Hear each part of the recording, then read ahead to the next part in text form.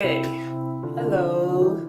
So, the next thing I want to talk about that I struggle with often is gossiping. And I guess when I was younger, I was like the biggest gossip around. I mean, I enjoyed hearing things about people and I enjoyed telling things about people. And I think that it obviously made me feel better about myself, because I had self-esteem issues. So obviously if I hear some craziness about someone else, it's going to make me feel better about myself and my situation. So I knew why I did it.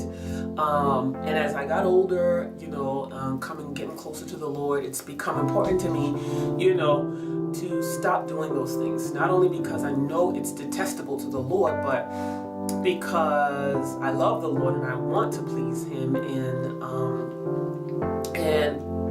I find it detestable at this point. I mean, even when I gossip nowadays, after I'm done, I'm like, I feel awful. I'm like, oh my God, I can't believe I said that. So basically,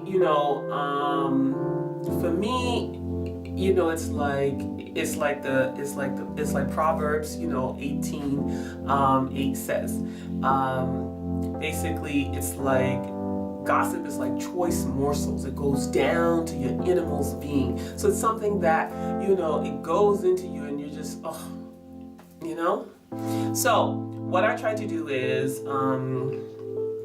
when it starts off, and normally it happens one or two ways. Normally, I'm having a conversation with someone and we're really talking about each other and what we may be going through.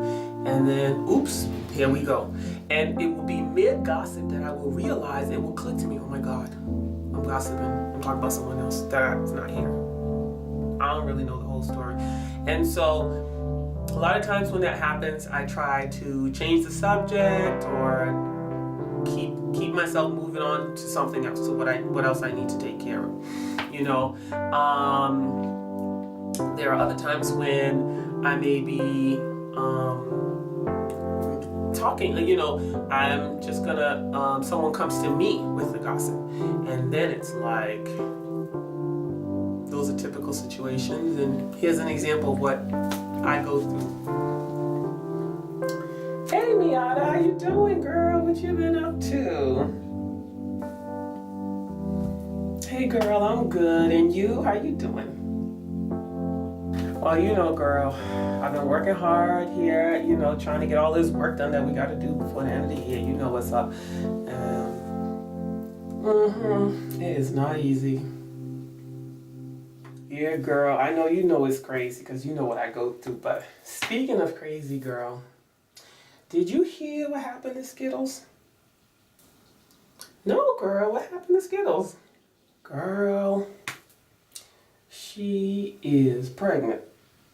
Excuse you? Now, I know you playing because she knows she too old for that. What? But girl, that is not the worst of it. Say what? Is worse than that? Okay, hold on a minute.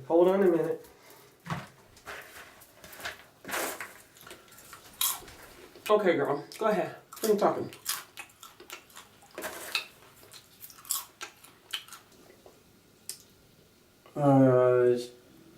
Okay, she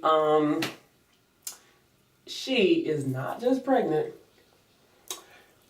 and her husband ain't the daddy. She is pregnant for an alien. What? Girl, say what? You mean like a illegal alien, someone who's not in the country, don't have their green card? You mean that kind of alien? No, girl. I mean an alien from out of space, alien. What? Yeah. So that's some of the craziness that I get myself wrapped up in. And so it's crazy. And so here you go talking about someone, and like I said, not only do I know that it's detestable to the Lord, In the Bible, many times they refer to people who gossips as slanderers. And I was looking up the definition of a slanderer, and it says here, the action or crime of making a false spoken statement damaging to a person's reputation.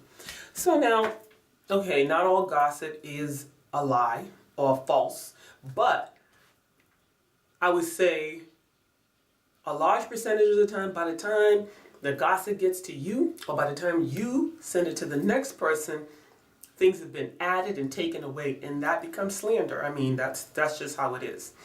So basically what I do is I try to stay away from gossiping. So when I'm going through a particular season of gossiping, and I think for me it does come in seasons. Like there are some times when I'm able to completely abstain altogether. Like sometimes people want to confide in me and they're like, oh girl, I want to tell you something, but I don't know if I should say this. And I will just say, you know what, don't tell me please, because the less I know, the better. I'm just saying, I know that's a temptation for me, so I'm not even going to go there.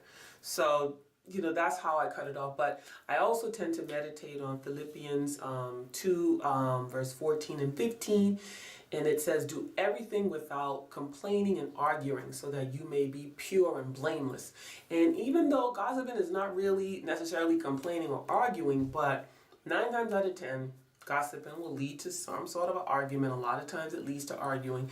But in addition to that, in terms of complaining, usually you're complaining about someone to someone else. It's not always that case. But so I kind of incorporate that when I look at that verse, and that it makes me think about that, and that makes me, I add on gossip in the end. So I'll say to myself, I'm going to do everything without complaining and arguing and gossiping, so that I may be blameless and pure.